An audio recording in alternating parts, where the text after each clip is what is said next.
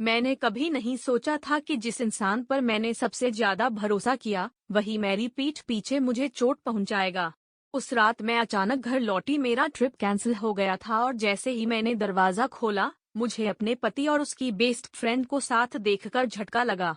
वो दोनों एक दूसरे के बेहद करीब थे और उनके चेहरे पर डर साफ दिख रहा था, जैसे कोई बड़ा राज खुलने वाला हो। मेरा दिमाग सुन्न हो गया था, लेकिन मैंने खुद को संभाला और जवाब मांगा। पहले तो दोनों ने बहाने बनाए, लेकिन जब मैंने हार मानने से इनकार कर दिया, तब सच्चाई सामने आई। असली धोखा शारीरिक नहीं था, बल्कि उन्होंने मिलकर मेरी कुछ पुरानी निजी बातें, जो मैंने कभी अपनी फ्रेंड को बताई थीं, रिकॉर्ड करके रख ली थीं।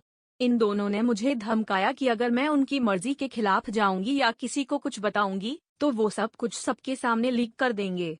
मैं हैरान थी, डर के मारे मेरी आवाज तक नहीं निकल रही थी। इसके बाद मेरे पति ने मुझे अलग कमरे में ले जाकर कहा कि अगर मैं उसके आगे झुक जाऊं, तो वो सब ठीक कर देगा। मेरी फ्रेंड ने भी साथ दिया, बोली कि सब भूल जाओ, वरना मेरी जिंदगी बर्बाद हो जाएगी।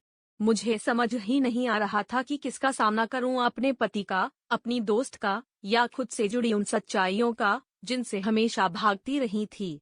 अंदर ही अंदर मैं खुद को कमजोर महसूस कर रही थी, जैसे मेरी पूरी पहचान किसी और के हाथ में है।